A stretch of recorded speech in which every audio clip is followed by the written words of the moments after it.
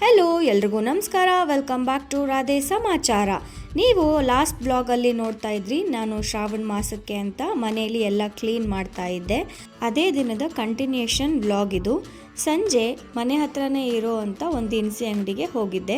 ಅಂದರೆ ಇವಾಗಲೇ ಎಲ್ಲ ಐಟಮ್ಗಳನ್ನೆಲ್ಲ ತಂದು ಕ್ಲೀನಾಗಿ ಫಿಲ್ ಮಾಡಿ ಇಟ್ಕೊಂಡ್ಬಿಟ್ರೆ ನೆಕ್ಸ್ಟ್ ಮಂತ್ ಈಸಿ ಇರುತ್ತೆ ಅಲ್ವಾ. ಹಳೆ ವಸ್ತುಗಳನ್ನ ನಾನು ಯಾವುದನ್ನು ಬಳಸಲ್ಲ, ಇರೋದನ್ನೆಲ್ಲ ಖಾಲಿ ಮಾಡಿಬಿಟ್ಟಿದ್ದೀನಿ.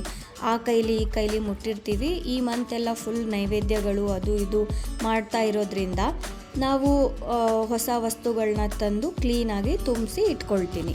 ಹಾಗೆ ದಿನಸಿ ಅಂತ ಬಂದರೆ ನಮ್ಮನೆಗೆ ಈ ಥರ ಸ್ಟೋರ್ಗಳಿಂದ ಜಾಸ್ತಿ ಐಟಮ್ಗಳನ್ನ ನಾವು ತರೋದೇ ಇಲ್ಲ. ಈ ಶಾಪ್ಗಳಿಗೆಲ್ಲ ಹೋದರೆ ಏನು ತಗೋಬೇಕು ಅಂತಲೇ ಗೊತ್ತಾಗಲ್ಲ. ಯಾಕಂದರೆ ನಮ್ಮ ಮನೆಯಲ್ಲಿ ಮಿಲ್ಲೆಟ್ಸ್ ಜಾಸ್ತಿ ಬಳಸೋದ್ರಿಂದ ಮಿಲ್ಲೆಟ್ಸ್ ಒಂದು ಅಂಗಡಿಯಿಂದ ತರ್ತೀವಿ.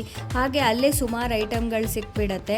ಇನ್ನು ಎಣ್ಣೆ ಅಂತ ಬಂದರೆ ಗಾಣದ ಎಣ್ಣೆಯಿಂದನೇ ಬಂದುಬಿಡುತ್ತೆ. ಬೆಲ್ಲ ಆ ಥರದ್ದೆಲ್ಲ ಆರ್ಗ್ಯಾನಿಕ್ ಎಲ್ಲಿ ಸಿಗುತ್ತೆ ಅಲ್ಲಿ ಒಂದೇ ಸತಿ ತಂದು ಇಟ್ಕೊಂಡು ಬಿಟ್ಟಿರ್ತೀನಿ.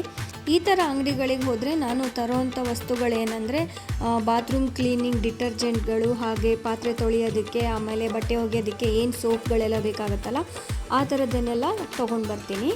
ಅದಕ್ಕೆ ನೀವು ನೋಡ್ಬೋದು ಏನು ತೊಗೊಳ್ಳೋದು ಅಂತ ನಾನಿಲ್ಲಿ ಹುಡುಕ್ತಾ ಇದ್ದೀನಿ. ಕೊನೆಗೆ ನನ್ನ ಡಿಪಾರ್ಟ್ಮೆಂಟ್ ಬಂತು. ಬಾತ್ರೂಮ್ ಕ್ಲೀನಿಂಗ್ ಏನೇನು ಬೇಕು ಅದನ್ನೆಲ್ಲ ಎತ್ತಿಟ್ಕೋತಾ ಇದ್ದೀನಿ ನಾನಿಲ್ಲಿ. ನಾನು ಈ ವಿಡಿಯೋದಲ್ಲಿ ನಿಮಗೆ ಹೇಳೋದು ಏನು ಅಂತಂದರೆ, ನೀವು ಕೂಡ ಆದಷ್ಟು ಸಿರಿಧಾನ್ಯಗಳನ್ನು ಬಳಸಿ, ಆವಾಗ ಬೇರೆ ವಸ್ತುಗಳನ್ನ ಪರ್ಚೇಸ್ ಮಾಡೋದು ಕಡಿಮೆ ಆಗುತ್ತೆ. ಹಾಗೆ ಆರ್ಗ್ಯಾನಿಕ್ ಪ್ರಾಡಕ್ಟ್ಗಳನ್ನ ಬಳಸಿ, ಅಂದರೆ ಗಾಣದ ಎಣ್ಣೆ ಆಗಲಿ ಬೆಲ್ಲ ಆಗಲಿ ಒಳ್ಳೆ ಕಡೆ ಸಿಗೋವಂಥ ಕಡೆ ತೊಗೊಂಡು ಬನ್ನಿ. ಹಾಗಂತ ಹೇಳಿ ಆರ್ಗ್ಯಾನಿಕ್ ಪ್ರಾಡಕ್ಟ್ಸ್ ಬೇಕು ಅಂತ ಹೇಳಿ ಇವಾಗ ಬೆಂಗಳೂರಲ್ಲಿ ಅದೊಂದು ದೊಡ್ಡ ಮಾಫಿಯಾನೇ ನಡೀತಾ ಇದೆ. ಆರ್ಗ್ಯಾನಿಕ್ ಅಂತ ಹೇಳಿ ಲೇಬಲ್ ಹಾಕ್ಬಿಟ್ಟು ಏನು ಮಾರ್ತಾರೆ ಅದು ನಿಜವಾಗ್ಲೂ ಆರ್ಗ್ಯಾನಿಕ್ಕಾ ಅದನ್ನು ನಾವು ಕಂಡುಹಿಡಿಯೋಕ್ಕಾಗಲ್ಲ. ನಾನು ಆ ಥರ ಹೇಳ್ತಾ ಇಲ್ಲ. ನಿಮಗೆ ಎಲ್ಲಾದರೂ ಒರಿಜಿನಲ್ ಸೋರ್ಸ್ಗಳು ಗೊತ್ತಿದ್ದರೆ ಅಂಥ ಕಡೆಯಿಂದ ತೊಗೊಂಡು ಬಂದು ಬಳಸಿದ್ರೆ ಒಳ್ಳೆಯದು. ಇನ್ನು ನಾನು ಶನಿವಾರ ಭಾನುವಾರ ಯಾವುದೇ ವ್ಲಾಗ್ ಮಾಡಲಿಲ್ಲ, ಸ್ವಲ್ಪ ಕೆಲಸಗಳಿತ್ತು, ಆಚೆ ಹೋಗಿ ಬಂದೆ. ಸೋಮವಾರ ಈ ವ್ಲಾಗ್ ಕಂಟಿನ್ಯೂ ಮಾಡ್ತಾ ಇದ್ದೀನಿ. ಹುರುಳಿಕಾಳನ್ನ ನಾನು ಮೊನ್ನೆ ನೆನೆ ಹಾಕಿದ್ದೆ, ನೀವು ನೋಡಿದ್ರಿ ಹಳೆ ವ್ಲಾಗಲ್ಲಿ. ಅದನ್ನು ನಾನು ಇವಾಗ ಮೊಳಕೆ ಬರೆಸಿಟ್ಕೊಂಡಿದ್ದೀನಿ. ಅದನ್ನು ಮೊಳಕೆ ಬರೆಸಿದ ಹುರುಳಿಕಾಳಿಂದು ಹುರುಳಿ ಮಾಡಿಕೊಂಡು ಕೆಂಪಕ್ಕಿ ರೈಸ್ ಮಾಡ್ಕೊಳ್ಳೋಣ ಅಂತ ಹೇಳಿ ಇಲ್ಲಿ ಅಡುಗೆ ಮಾಡ್ತಾಯಿದ್ದೀನಿ. ಹಾಗೆ ಅಡುಗೆ ಮಾಡ್ಕೊಂಡೇ ಸೈಡಲ್ಲಿ ಅಗೇನ್ ಕಿಚನ್ ಕ್ಲೀನಿಂಗ್ ನಡೀತಾ ಇದೆ. ಮೊದಲಿಗೆ ಹುರುಳಿಕಾಳನ್ನ ನಾನಿಲ್ಲಿ ಕುಕ್ಕರಲ್ಲಿ ವಿಜಿಲ್ ಕೂಗ್ಸೋಕೆ ಇಟ್ಕೊಂಡು ಸೈಡಲ್ಲಿ ಕೆಲಸ ಮಾಡ್ಕೋತಾ ಇದ್ದೀನಿ. ಈ ರೆಸಿಪಿ ಬೇಕಂದರೆ ಕಮೆಂಟ್ ಮಾಡಿ, ನಾನು ತುಂಬ ಚೆನ್ನಾಗಿತ್ತು ರೆಸಿಪಿನ ನನ್ನ ರೆಸಿಪಿ ಚಾನಲಲ್ಲಿ ಹಾಕ್ತೀನಿ. ಮೊನ್ನೆ ಗ್ಲಾಸ್ಗಳನ್ನ ಎಲ್ಲ ತೊಳೆದು ಬೋರ್ಲ್ ಹಾಕಿದ್ದೆ, ನೀವು ನೋಡ್ಬೋದು. ಇವಾಗ ಆದಷ್ಟು ಅದಕ್ಕೆ ನಾನು ಎಲ್ಲ ದಿನಸಿಗಳನ್ನ ತುಂಬಿಸಿ ಇಟ್ಕೋತಾ ಇದ್ದೀನಿ. ಇಲ್ಲಿ ನೀವು ನೋಡ್ಬೋದು ಎಲ್ಲ ತೊಳೆದಿರೋ ಡಬ್ಬಗಳಿಗೆ ನಾನು ಐಟಮ್ಗಳನ್ನ ಹಾಕಿದ್ದೀನಿ. ಈ ಹುಳಿ ಪುಡಿ ಮತ್ತು ವಾಂಗಿಬಾತ್ ಪುಡಿ, ಸ್ವಲ್ಪ ಖಾರದ ಪುಡಿ ಮಾತ್ರ ಹಳೇದು, ಅದನ್ನು ಅಷ್ಟೇ ಸಪ್ರೇಟಾಗಿ ಇಟ್ಕೋತೀನಿ. ಅದನ್ನು ಖಾಲಿ ಮಾಡಿಬಿಡ್ತೀನಿ ಹಬ್ಬ ಬರೋ ಅಷ್ಟೊತ್ತಿಗೆ ಹೊಸದಾಗಿ ಸಾಂಬಾರು ಪೌಡರ್ ಆಗಲಿ ಖಾರದ ಪುಡಿ ಆಗಲಿ ಎಲ್ಲನೂ ಮಾಡಿಟ್ಕೋತೀನಿ.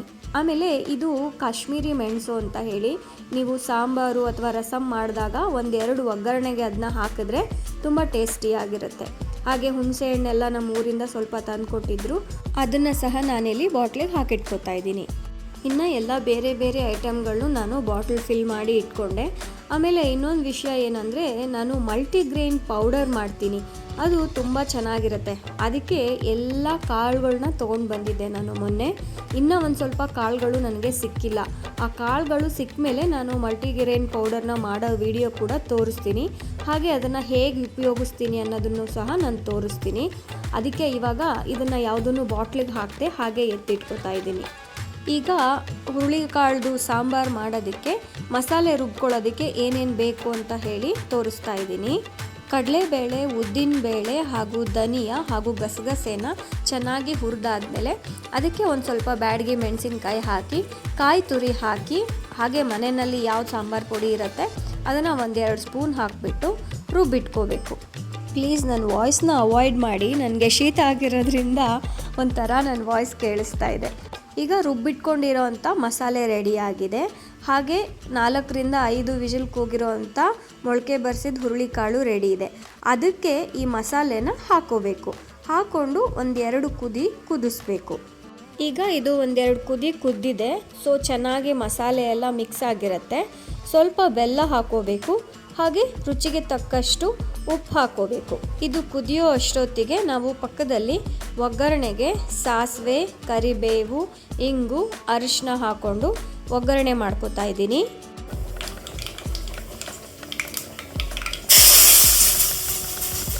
Coming back to cleaning. ಇಲ್ಲಿ ಬೆಲ್ಲ ಎಲ್ಲ ಒಡೆದು ನಾನು ಬಾಟ್ಲಿಗೆ ಹಾಕಿ ಇಟ್ಕೋತಾ ಇದ್ದೀನಿ. ನೆಕ್ಸ್ಟ್ ಟೈಮ್ ಯೂಸ್ ಮಾಡೋವಾಗ ಈಸಿ ಇರುತ್ತೆ. ಹಾಗೆ ಈ ಬೇಳೆಗಳನ್ನೆಲ್ಲ ಲಾಸ್ಟ್ ಟೈಮು ನಾನು ಈ ಸ್ಟೀಲ್ ಡಬ್ಬಗಳಿಗೆ ಡೈರೆಕ್ಟಾಗಿ ಹಾಕಿಟ್ಟಿದ್ದೆ. ಸ್ವಲ್ಪ ಬೇಗ ಹುಳ ಬಂದಿರೋ ಥರ ಆಗಿತ್ತು. ಅದಕ್ಕೆ ಈ ಸತಿ ನೋಡೋಣ ಅಂತ ಹೇಳಿ ಕವರ್ನ ಕಟ್ ಮಾಡಿ ಹಾಗೆ ಇಡ್ತಾ ಇದ್ದೀನಿ.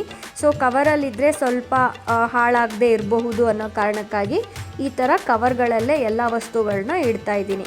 ಹಾಗೆ ಎಲ್ಲ ಡಬ್ಬಗಳು ಒಂದೇ ಥರ ಇರೋದ್ರಿಂದ ನಾನಿಲ್ಲಿ ಮೀಶೋಯಿಂದ ಆ ಲೇಬಲ್ನ ತರಿಸ್ಬಿಟ್ಟು ಅದ್ರ ಮೇಲೆ ಬರೆದಿದ್ದೀನಿ ಎಲ್ಲ ಯಾವ್ದ್ಯಾವುದು ಅಂತ ಹೇಳಿ. ಯಾಕಂದರೆ ನಾನಿಲ್ಲ ಅಂದರೂ ಕಿಚನ್ನಲ್ಲಿ ಎಲ್ಲೆಲ್ಲಿ ಯಾವ್ಯಾವ ಐಟಮ್ ಇದೆ ಅಂತ ಹೇಳಿ ಎಲ್ಲರಿಗೂ ಗೊತ್ತಾಗಬೇಕು ಅಂತ ಹೇಳಿ ಈ ರೀತಿಯಾಗಿ ನಾನು ಬರೆದಿಟ್ಕೋತಾ ಇದ್ದೀನಿ. ಈ ವಿಡಿಯೋ ನೋಡ್ತಾ ಇರೋರಿಗೆ ನಾನು ಹೇಳೋದೇನೆಂದರೆ, ಆದಷ್ಟು ನಿಮ್ಮ ಮನೆಗಳಲ್ಲಿ ಸಿರಿಧಾನ್ಯಗಳನ್ನು ಬಳಸಿ. ಹಾಗೆ ಹಿಟ್ಟುಗಳನ್ನು ಪ್ಯಾಕೆಟ್ ಕೊಂಡ್ಕೊಂಡು ಬರಬೇಡಿ, ಅದನ್ನು ಮಿಲ್ಲಲ್ಲೇ ಹಾಕ್ಸ್ಕೊಳ್ಳಿ. ಪ್ಯಾಕೆಟಲ್ಲಿ ಅದಕ್ಕೆ ಏನೇನು ಹಾಕ್ತಾರೆ ಏನು ಅಂತ ಯಾರಿಗೂ ಗೊತ್ತಿಲ್ಲ. ನಿಮ್ಮ ಕಣ್ಮುಂದೆನೇ ನೀವು ಮಿಲ್ಲಿಗೆ ಹಾಕ್ಸ್ಕೊಂಡು ಬಂದಾಗ ಅದರಲ್ಲಿ ಬರೀ ರಾಗಿ ಇರುತ್ತೆ, ಬರೀ ಗೋಧಿ ಇರುತ್ತೆ ಅನ್ನೋದು ನಿಮಗೆ ಗೊತ್ತಿರುತ್ತೆ. ಯಾವುದೇ ಥರದ ಮೈದಾ ಆಗಲಿ ಏನಾಗಲಿ ಮಿಕ್ಸ್ ಆಗಿರೋದಿಲ್ಲ.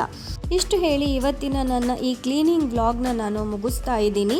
ನೀವು ಕೂಡ ಕ್ಲೀನಿಂಗ್ ಮಾಡ್ತಾ ಇದ್ದೀರಾ, ಏನು ಸ್ಟಾರ್ಟ್ ಮಾಡಿದ್ದೀರಾ ಅನ್ನೋದನ್ನು ಕಮೆಂಟ್ ಮಾಡಿ. ಮತ್ತೊಂದು ವಿಡಿಯೋಂದಿಗೆ ಸಿಗ್ತೀನಿ. ಅಲ್ಲಿವರೆಗೂ ನಮಸ್ಕಾರ. Thank you.